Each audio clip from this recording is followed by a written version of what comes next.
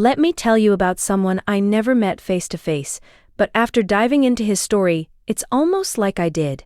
And I really think you might feel that too. His name was Michael Patrick. He was an actor with a kind of wild energy, fiery ginger hair, and a laugh that was apparently bigger than any room he happened to walk into. Even people who only met him for a moment walked away changed. 35 years old, hugely loved. And earlier this week he died. Now, before you tune out because you think, oh great, another sad story I can't deal with today, just stick with me for a bit. Yes, there's some heartbreak here, but there's more than sadness in Michael's story. Honestly, there's something about him that lingers, something I think will sneak up on you the way it did on me. So, let's start at the beginning, because Michael's life wasn't the ordinary, sleepwalk your way through kind of existence. Not even close. He grew up in Belfast, Northern Ireland. Just picture him as a kid, the one who couldn't sit still, always cracking people up. Impossible to ignore even if you tried. Michael was smart. Not just the gets-by-in-school kind of smart. He went to Cambridge and studied science. Cambridge, so yeah, brain power was there in buckets. But his heart was elsewhere. After Cambridge, he headed for London and trained at Mount View Academy, one of the top drama schools around. No safety net for Michael. He wasn't interested in some sensible career if it meant missing out on what truly made him feel alive. He made it work, built a real career as an actor, something most people dream about and never manage. Maybe you saw him in Blue Lights on TV, or think back to Game of Thrones. He had a part in that. Crazy as it sounds, he did Soft Border Patrol, My Left Nut, and became a familiar face in theater, especially at Belfast's Lyric Theatre, which felt like home to him. But here's where everything flipped. And I'm not going to sugarcoat it. Michael wouldn't want that.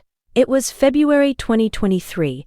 Michael was 33 when he got his diagnosis, motor neurone disease. If you don't know about MND, and honestly, I wish more people did, it's relentless, neurological, brutal. It creeps in and steals the ability to move, to walk, to feed yourself, even to breathe. No cure, no treatment to stop it. About 5,000 people live with it in the UK right now. The outlook is bleak. 2 to 5 years from diagnosis, and that's often it. 2 to 5 years, that's all. Michael was 33. He had a wife he adored, a career that was taking off, a future that looked huge and wide open. And then came the news. Ask yourself honestly, what would you do? Most of us, me included, would close the curtains, shut down for a while. That's just real. No shame in that. But Michael found his way back to what mattered. He got back on stage. Not with baby steps. He went back in, full throttle, like flames in the night. He kept acting, kept writing. He said that creating and performing helped him keep hold of the person he really was, gave him a place to focus that wasn't just the sickness.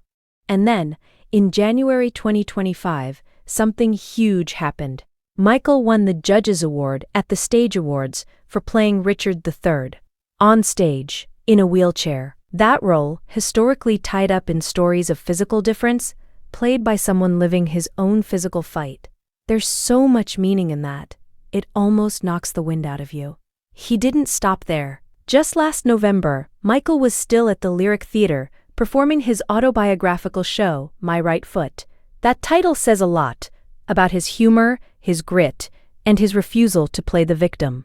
He received the Overcoming Adversity Award at the Spirit of Northern Ireland Awards this year too. Sure, awards are just objects, little tokens, but sometimes they're how a community says, we see you. What you do matters, and that means something, especially now. When Michael died, his wife Naomi wrote about it online. He was at the Northern Ireland hospice, surrounded by the people he loved, and who loved him right back. Her words cut right through any cliché. She wrote, "Words can't describe how broken-hearted we are." It's been said more than once that Mick was an inspiration to everyone who was privileged enough to come into contact with him, not just in the past few years during his illness, but in every day of his life. He lived a life as full as any human can live. Joy, abundance of spirit, infectious laughter.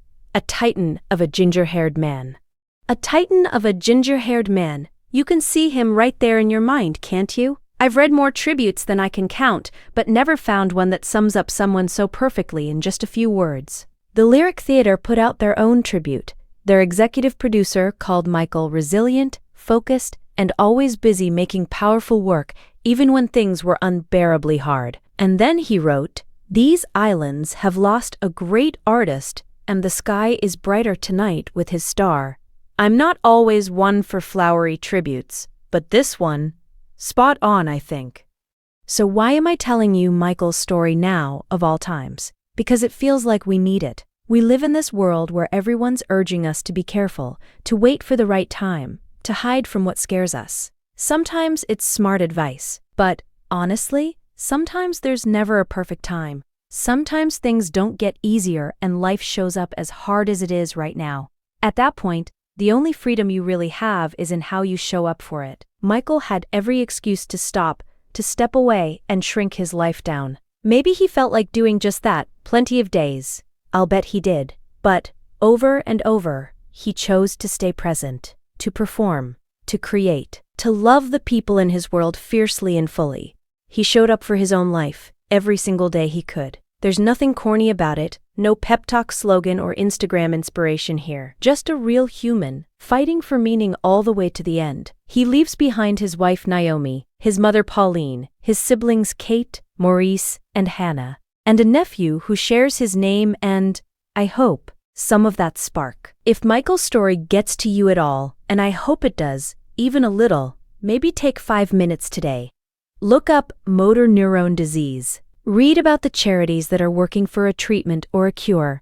Remember the 5,000 people in the UK, all with stories big as Michael's, all part of a family, fighting to hang on to their own fullness of life. And if you need a reason to start that thing you've been putting off, something that feels true to you, maybe let this be it. Because the stage doesn't wait forever. Michael Patrick lived like he was meant to be on it. Maybe you are too. Rest easy, Mick. Thanks for showing us what it means to really be alive.